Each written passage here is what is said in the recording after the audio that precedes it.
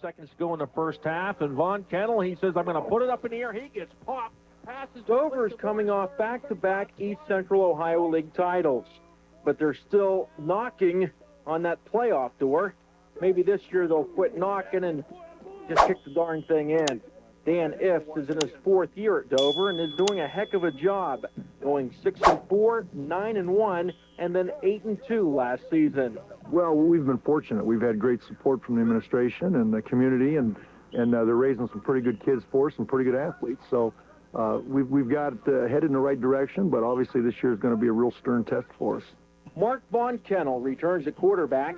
He threw for 1,300 yards last season with a 64% completion percentage and a school record 15 touchdowns while throwing only 3 interceptions. His backup is junior Jim McFadden. McFadden has a gun for an arm and runs like the wind.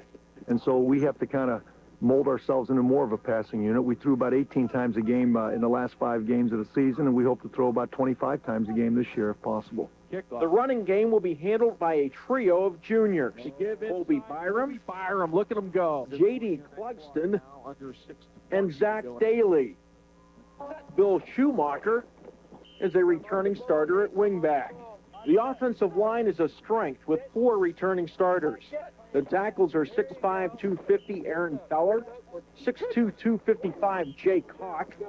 Seth Gintz, the center, checks in at 250 pounds, while 6'3", 215-pound J.T. Lauber returns at guard. 4 starters are back on defense, led by defensive ends Travis McClelland and Jesse Reniker. Barry McCoy is back at linebacker, while Rob Becker and John McIlvain will also be impact players. Defensively, we're going to have to go probably more to a pressure package a little bit this year. And if we can do that, maybe we can force more offensive problems for the opponent as opposed to our read scheme, which has been successful, but at times it's gotten us in trouble also because we're just sitting there and they know where we're going to be. Dover opens at home Friday night, September 4th, against Cleveland John Hay. Ready, break!